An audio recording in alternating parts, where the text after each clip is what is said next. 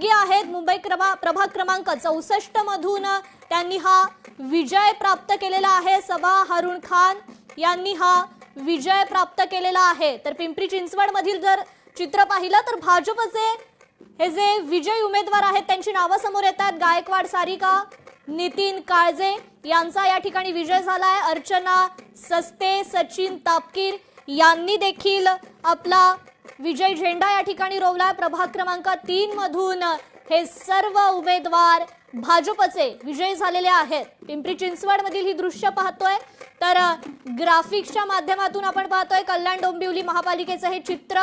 भाजपला 46 जागा मिळाल्या तर शिंदेंच्या शिवसेना या ठिकाणी 28 जागा मिळालेल्या आहेत आतापर्यंत। अजित पवारांच्या राष्ट्रवादीची मात्र ही कुठेतरी नाराजीचं हे दृश्य पाहायला मिळतंय। या ठिकाणी काँग्रेसचं जर चित्र आपण पाहिलं कल्याण डोंबिवलीतलं, त्यानंतर सांगली मिरज कुपवाड महापालिका निवडणुकीचं हे दृश्य आहे। भाजपला 38 जागा, शिंदेंची शिवसेनेला 2 जागांमध्येच खरं तर आतापर्यंत मिळालेल्या आहेत। ठाकरेंची शिवसेना मात्र अजून त्यांनी खातं उघडलेलं नाहीये।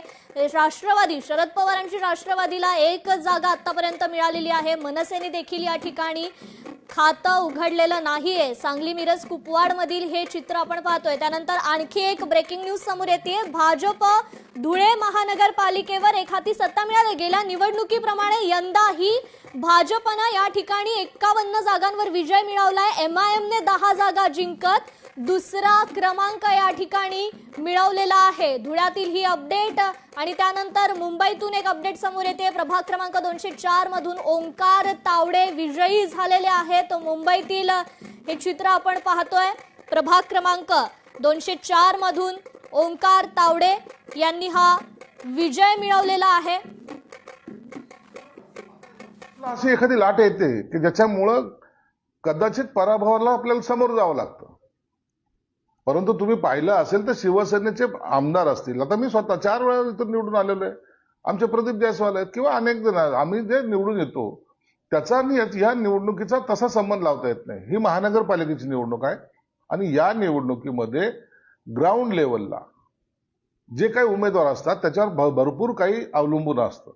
म्हणून प्रचारात कमी पडणे किंवा प्रचार न होणे किंवा इतर ज्या काही स्ट्रॅटेजी असतात त्या न अवलंबणे हे सुद्धा पराभवाचे कारण असू शकतं। बालेकिल्ला पूर्णतः ढासळला आहे असं चित्र सध्या तरी आहे। आणि दुसरं, ज्या गुलमंडी शहराचं नाक म्हणलं जातं जिथं तुम्ही शिवसेनेचा झेंडा मोठ्या दिमागात लावत होते, तिथे एमआयएमचे 2 उमेदवार विजयी झाले।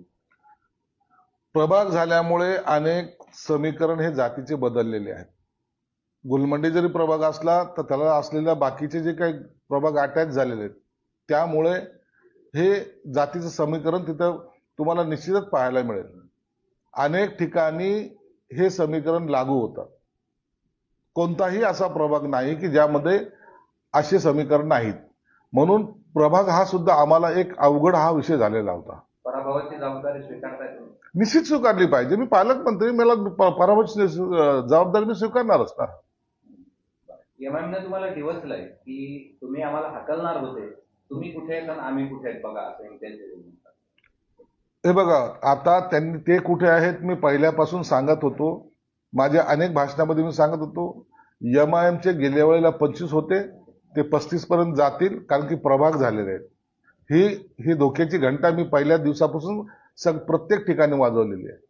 म्हणून त्यांनी जी काय त्यांची संख्या वाढली, ही संख्या ह्या प्रभागामुळे वाढलेली आहे। त्यांच्या प्रभागामध्ये एका प्रभागामध्ये असलेले 2 आणखी उमेदवार हे त्यांना पुढे आणखीन घेऊन गेलेले आहेत। आमच्या इथे असलेले आमच्या मताचं विभाजन हे आम्हाला मागे घेऊन गेले।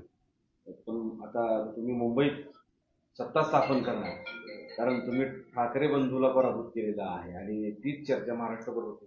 ठाकरे बंधूंचा ब्रँड वलय सगळं नेस्तनाबूत केलं आहे आणि तुम्ही महायुती सत्तेत आला। मग सत्तेत तर पहिल्यापासून चालू होतं ना हे गणित। मुंबई हा वेगळा विषय आहे।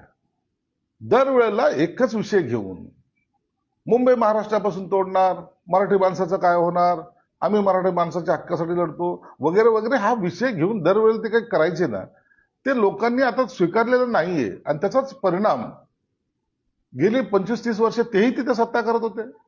त्याचा परिणाम हा झालेला आहे की लोकांनी आता आम्हाला ती कॅसेट नको। आता तर या ठिकाणी संजय शिरसाट यांची ही प्रतिक्रिया खरं तर समोर आलेली आहे. पराभव कुठेतरी आम्ही स्वीकारलेला आहे, त्याची जबाबदारी आम्ही घेतलेली आहे, असं या ठिकाणी ते म्हणालेले आहेत. तिकडे छत्रपती